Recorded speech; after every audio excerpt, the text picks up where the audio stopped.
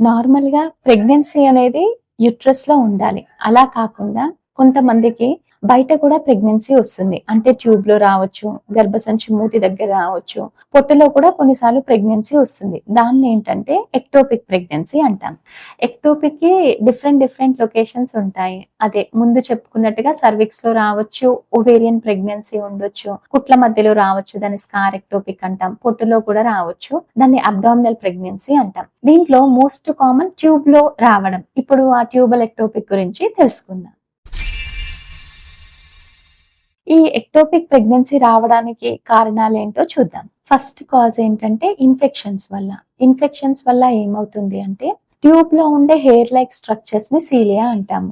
ఈ cilia damage అయిపోయి దాని ఫంక్షన్ అనేది తగ్గిపోతుంది. దాని వల్ల వచ్చిన ప్రెగ్నెన్సీ అనేది అక్కడే ఉండిపోతుంది. యూజువల్ గా అందరికి ప్రెగ్నెన్సీ ఫస్ట్ ట్యూబ్ లోనే వస్తుంది. ట్యూబ్ లో వచ్చిన ప్రెగ్నెన్సీ 4th డే గానీ 5th డే గానీ హెయిర్ లైక్ స్ట్రక్చర్స్ జరపడం వలన గర్భసంచిలోకి వచ్చి గర్భసంచిలో అతుక్కుంటుంది. అది నార్మల్ ప్రెగ్నెన్సీ. ఎప్పుడైతే ఈ ట్యూబల్ ఫంక్షన్ అనేది దెబ్బతింటుందో అది ప్రెగ్నెన్సీ ట్యూబ్ లోనే ఉండిపోయి ట్యూబ్ లోనే అతుక్కుంటుంది. కాకపోతే గర్భసంచికి అనేది ఎలాస్టిసిటీ ఉంటుంది. అంటే బేబీ సైజ్ ఎంత పెరిగితే అంత ఎలాస్టిసిటీ యుట్రస్ కు ఉంటుంది. కానీ ట్యూబ్ కి అలాంటి ఎలాస్టిసిటీ లేకపోవడం వల్ల కొంచెం 8 వీక్స్ 6 వీక్స్ రాగానే ట్యూబ్స్ అనేవి పగిలిపోతాయి. దాన్ని రప్చర్డ్ ఎక్టోపిక్ అంటాము. కొన్నిసార్లు టీబీ ఉన్నా కూడా ఎక్టోపిక్ రావచ్చు. ట్యూబల్ సర్జరీస్ అయిన వాళ్ళకి కూడా ఎక్టోపిక్ వచ్చే ఛాన్స్ ఉంటుంది. కొన్నిసార్లు ఇన్ఫర్టిలిటీకి ట్రీట్మెంట్ తీసుకునే వాళ్ళకి కూడా ఎక్టోపిక్స్ రావచ్చు. కొన్నిసార్లు కాపర్ టీ వేసుకున్న వాళ్ళకి కూడా ఈ ట్యూబ్ లో ప్రెగ్నెన్సీ రావచ్చు.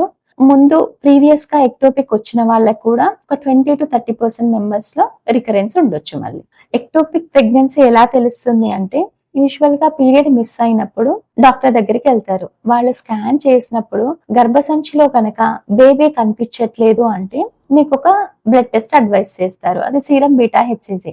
దాని లెవెల్స్ ని బట్టి ఒకవేళ సీరం బీటా హెచ్సిజి కనుక 2000 3000 ఉండి గర్భసంచిలో బేబీ లేదు అంటే అది ఖచ్చితంగా ఎక్టోపిక్ ప్రెగ్నెన్సీ. ఇలా కాకుండా కొన్నిసార్లు ప్రెజెంటేషన్ అనేది డిఫరెంట్ గా ఉండొచ్చు. అదేంటి అంటే పీరియడ్ వస్తుంది 5 days. దాని తర్వాత కొంచెం స్పాటింగ్ అవుతూనే ఉంటుంది 10 to 15 days. యూజువల్ గా పేషెంట్స్ ఏమనుకుంటారు అంటే పీరియడ్ వచ్చింది ఇర్రెగ్యులర్ గా అవుతుంది అని అనుకుంటారు. కొన్నిసార్లు వీళ్ళల్లో కూడా ప్రెగ్నెన్సీ పాజిటివ్ వస్తుంది. ట్యూబల్ ప్రెగ్నెన్సీ వచ్చి రప్చర్ అయ్యే ఉండే ఛాన్సెస్ కూడా ఉంటాయి.